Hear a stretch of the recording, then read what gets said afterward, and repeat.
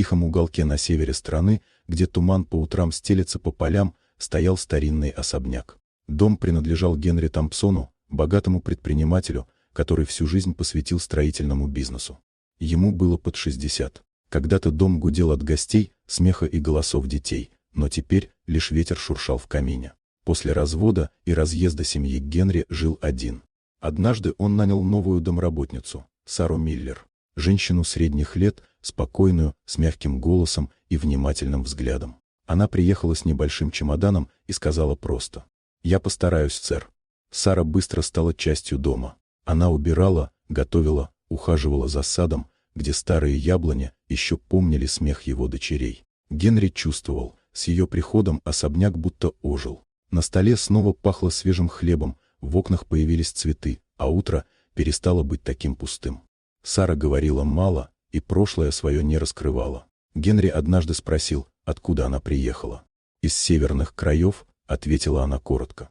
И разговор закончился. Все изменилось осенним вечером. Небо затянуло тучами, дождь барабанил по стеклу. Генри сидел в кабинете с книгой, когда издалека донесся глухой стук. Сара сразу насторожилась. Она знала этот звук. Шаги. Несколько человек. Осторожных. Через задний двор в дом пробрались трое. Воры, уверенные, что внутри лишь старик и слуги. Один из них тихо открыл окно кухни, другой держал нож, третий — мешок. Они не знали, кто их ждет. Сара выключила свет и затаилась. В темноте ее тело двигалось спокойно, точно и быстро. Первый вор вошел и через секунду оказался на полу. Второго она сбила кухонным стулом, третьему заломила руку, выбив оружие. Все заняло меньше минуты. Когда Генри вышел из кабинета, он увидел, как Сара спокойно связывает троих мужчин шнурами от занавесок. «Что здесь произошло?» — только и вымолвил он. Сара подняла глаза и ответила тихо: «Просто незваные гости, сэр. Я уже вызвала полицию». Пока они ждали, Генри узнал, что его скромная служанка когда-то служила в армейском подразделении безопасности.